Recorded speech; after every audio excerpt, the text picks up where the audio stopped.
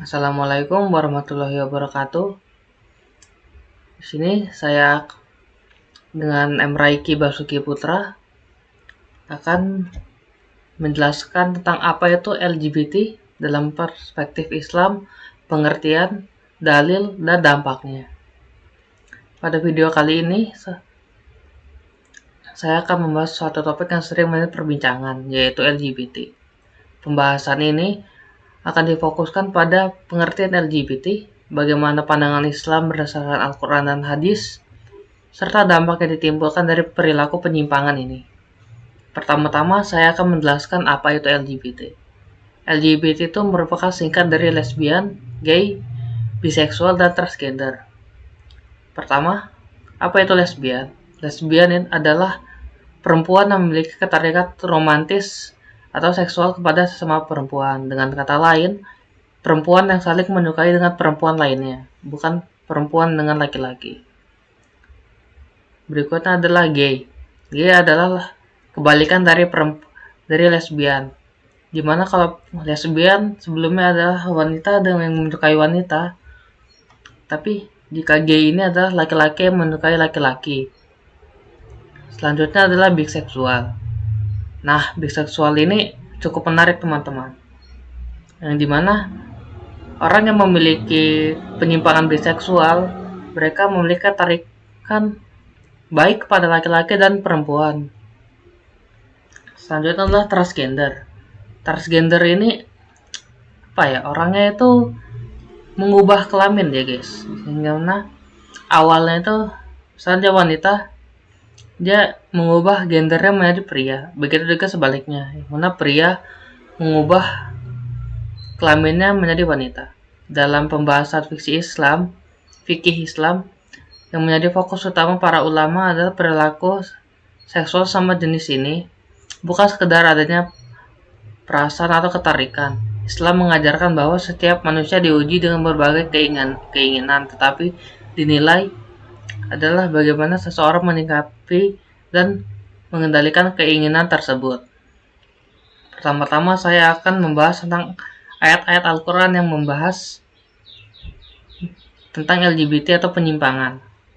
Yang pertama, Allah Subhanahu wa Ta'ala menceritakan kisah kaum Nabi Lut dalam beberapa surah. Salah satu di antara adalah surah Al-A'raf ayat 80 dan 81, di mana berbunyi seperti dan ayat 50, dan kami juga telah mengutus Lut ketika dia berkata kepada kaumnya, mengapa kamu melakukan perbuatan keji homoseksual yang belum pernah dilakukan oleh seorang pun sebelum kamu di dunia ini? Ayat 81, sungguh kamu melampiaskan syahwatmu kepada sesama laki-laki, bukan kepada perempuan.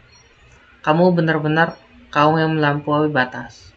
Ayat ini menjadi salah satu dalil utama yang menjadikan dasar oleh mayoritas ulama bahwa hubungan seksual sesama jenis merupakan perbuatan yang dilarang. Surat Al-A'raf ayat 80 dan 81. Kemudian ada surat Asy-Syura ayat 165 dan 166 dengan bunyi sebagai berikut. Mengapa kamu mendatangi jenis laki-laki di antara manusia? Kamu meninggalkan istri-istri yang diciptakan oleh Tuhan untukmu. Bahkan kamu adalah kaum yang melampaui batas. Ayat ini kembali menjelaskan penyimpangan yang dilakukan oleh kaum Nabi Lut sehingga mereka mendapatkan azab dari Allah. Kemudian ada hadis dari Nabi Muhammad, yaitu Allah melaknat orang yang melakukan perbuatan kaum Lut.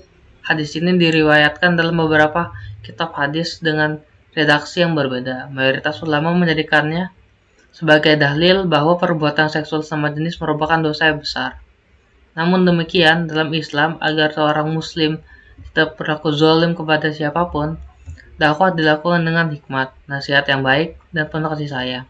Sebagaimana dengan firman Allah dalam surat An-Nahl ayat 125 yang berbunyi, suruhlah manusia ke jalan Tuhanmu dengan hikmat dan pengajaran baik, serta debatlah mereka dengan cara yang lebih baik.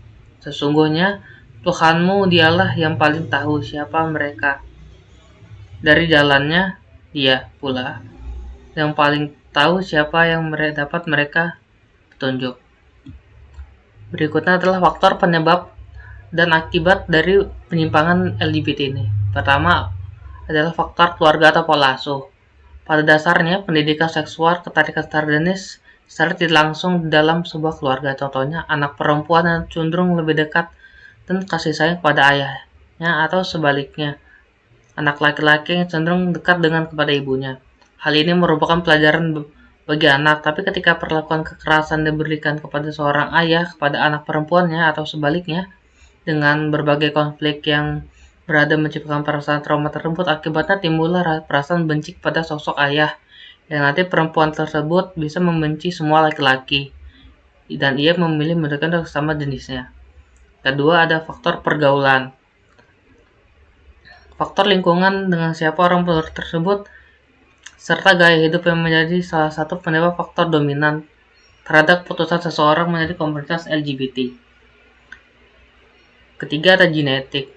Berdasarkan penelitian, dikatakan LGBT memiliki sifat yang dapat menurun ke anggota keluarga lainnya. Dalam dunia kesehatan, pada umumnya seorang laki-laki memiliki kromosom X dan Y, sedangkan perempuan normalnya memiliki kromosom X dan X. Akan tetapi, dalam berbagai kasus ditemukan bahwa seorang pria bisa saja memiliki kromosom XXY, yang artinya kelebihan satu kromosom. Akibatnya, laki tersebut memiliki perilaku yang mirip dengan perempuan. Kasus ini diyakini oleh peneliti LGBT sebagai ada sesuatu yang salah pada dirinya, yakni ia terjebak dalam perangkap dan tubuh yang salah.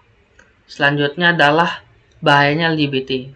Faktanya, LGBT begitu cepat. Bahkan tayang-tayang terlahir dari sebagai perempuan atau laki-laki normal dapat terkena hal tersebut. Hal yang tidak dapat dibiarkan oleh siapapun ya. LGBT ini juga bisa membahayakan kesehatan, pendidikan, dan moral. Sekarang dampaknya terhadap kesehatan ya dari kegiatan LGBT ini. Pertama, ada kanker anal atau dubur, karena para gay melakukan seks anal sehingga mereka memiliki resiko tinggi terhadap penyakit kanker dan anal. Kanker anal. Dua adalah kanker mulut. Kebiasaan melakukan oral seks menyebabkan kanker mulut, sebab faktor rokok bukanlah salah satu penyebab kanker mulut terjadi. Hal ini sesuai dengan New England Journal of Medical yang dimuat oleh situs De La Voice. Meningitis atau radang selaput otak terjadi karena infeksi mikroorganisme, kanker, atau penyalahgunaan obat-obatan tertentu. Namun, hal ini juga dapat diungkapkan dalam tulisan di Detik Health bahwa meningitis terjadi karena penularan seks yang dilakukan oleh kaum LGBT. Rada keempat ada AIDS atau HIV. Pada umumnya LGBT memiliki gaya seks bebas yang banyak orang lakukan sehingga kecenderungan terkena virus AIDS dan HIV sangat tinggi. Selanjutnya adalah dampak sosial. Seorang gay akan sulit mendapatkan ketenangan hidup karena terlalu berganti-ganti pasangan. Penelitian menyatakan seorang gay mempunyai pasangan antara 20 hingga 106 orang per tahunnya. Alamak, gila sekali orang ini ya. Sedangkan pasangan zina saja tidak lebih dari 8 orang seumur hidupnya. Sebanyak 34% orang gay yang didata dan diteliti menyatakan bahwa seumur hidupnya bahkan melakukan homoseksual dengan 500 orang. Wah, teman-teman, ini udah di luar akal sehat teman-teman. Dan bahkan 28%-nya melakukan dengan lebih 1000 orang. Wah, gila sih. Selanjutnya dampak dalam pendidikan. Penelitian membuktikan bahwa pasangan homo menghadapi permasalahan putus sekolah 5 kali lebih besar daripada siswa normal, dikarenakan mereka merasakan ketidaknyamanan dan 28% dari mereka dipaksa meninggalkan sekolah.